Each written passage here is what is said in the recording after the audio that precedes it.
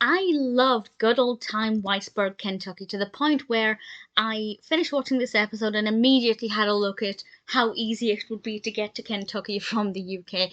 Not that I'm immediately planning a trip, but it really made me want to go there. This is the 14th episode of the first season of Postcards from Buster, and it actually starts off with Mr. Ratburn, which I love. I've mentioned before, I love it when other characters from Arthur feature in this because I'm still craving Arthur, having watched it all.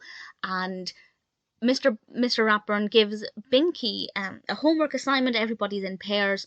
Binky's partner is Buster for a history report. And I always did wonder how Buster was allowed to go travelling and miss school, but apparently he is keeping up with his schoolwork and he has to come up with a history report. And Binky, being Binky, kind of makes Buster do all of the work, and Buster can't seem to find anything historical to film, but there's a lot of living history around him, and he thinks he's only allowed to look for, as he calls it, dead history. And the point of the episode is that history is alive all around us, particularly in this area in Whitesburg, Kentucky, where the dances they're doing, the music they're playing, they're things that have been passed down from generation to generation. That element of history is alive, and it's all about Buster realizing this and filming this footage, and I absolutely loved it. The clog dancing, I loved. The fiddle and the banjo, I absolutely adored it.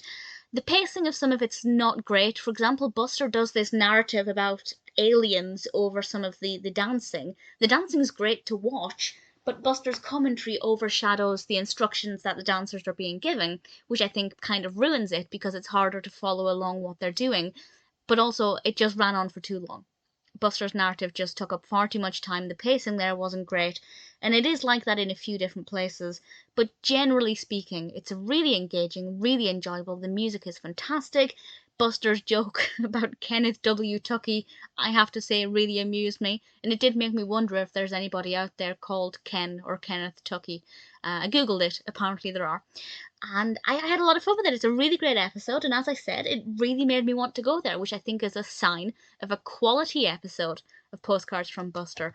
I definitely had a lot of fun with it, and I think so far it's one of my favourite episodes.